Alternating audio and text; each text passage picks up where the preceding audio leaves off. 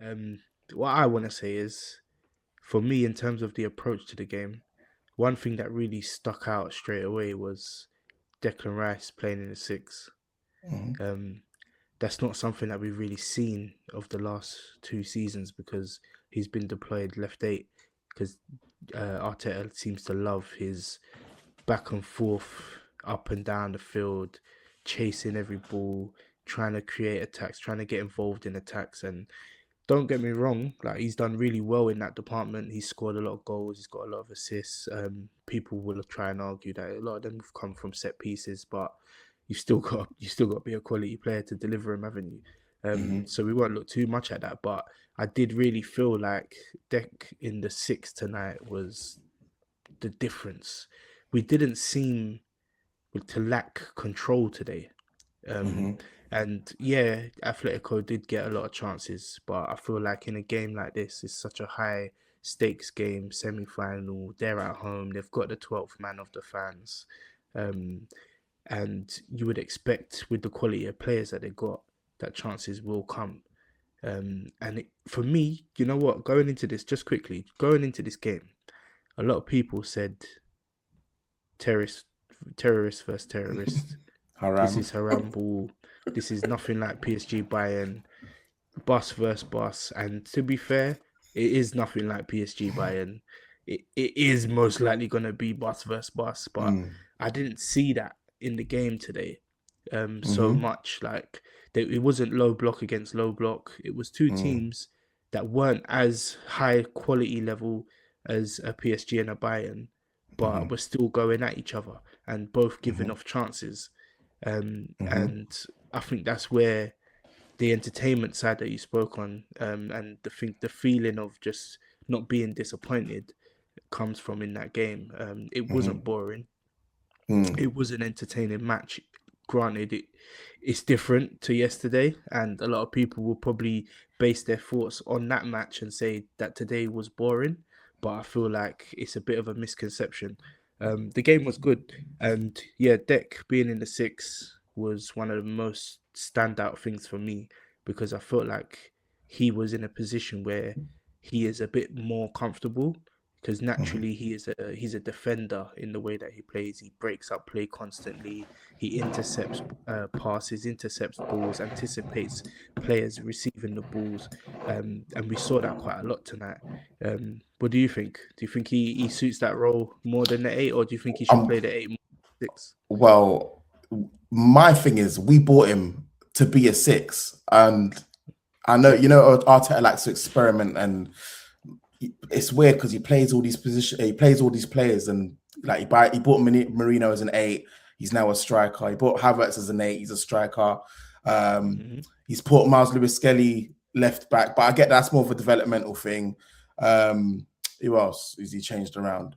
He bought Madueke as a left wing, but now he's a right winger. He bought Eze as a left winger. Um, Now he's a 10, but that's all due to injuries and stuff. But back to Declan Rice, I mean, of all his attributes, his whole foundation is being a centre back. At West Ham, he lifted the Conference League trophy as a six. England, he's a six. Do you know what I mean? And this is bread and butter. And we get it, he's quite versatile and he's a great player, very talented. And I love Declan Rice in it. There's nothing I got to say. yeah, But he's amazing. today, He's amazing. today his game, that's his game in it. And the fans, and you've been seeing it everywhere. We've been screaming for it, especially with Zubimendi. Um, Zubimendi in the six in the Premier League, especially. I know it's not a Premier League game. Gets overrun in midfield, and Declan Rice as an eight, he has to track back more. He's covering more ground, and then there's Doing all two holes and jobs. gaps, and it's just crazy, man. But I think from now to the end of the season, we need to see Declan Rice in the six, and then we don't. But hopefully Odegaard, Eze, we don't know what's going on with Odegaard, but hopefully those two You know what? attacking outlets in front of him. Go on. That would be good. That would be good. I just think I'd love to see it. Don't get me wrong, Mm-mm. but I think we're at the end of the tunnel now. Oh yeah, no, Um, not now to experiment, but it would have been yeah, just maybe a few months if we'd ago. seen Like it just, earlier, do yeah, you know what I mean? it would be Right. sick because I think it would work. But Mm-hmm. it needs work. It needs time. Mm-hmm. And obviously it's Eze's first season in the and well in the Arsenal team. Odegaard's been out for a lot of time as well. And to be fair, not like I don't want it to seem like we're trying to slyly dig out Zubimendi in that because But you can I? know, I was going to stop you there. So can I stop you? I was literally going to yeah, say go on. I actually want to see Zubimendi in the 8, Okay. not Odegaard, Rice in the 6, and whoever's left 8, be it Eze or whoever. But because there's been a few goals. Remember earlier in the season, Zubimendi, when he was obviously he's there double pivoting, that late run that Zubimendi would do, I think it was Nottingham Forest, the volley. Hmm.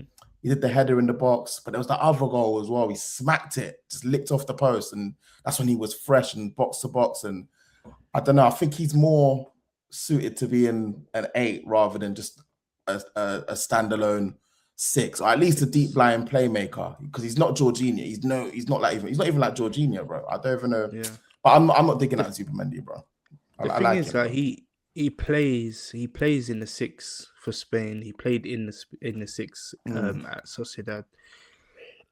Sorry, forgive me.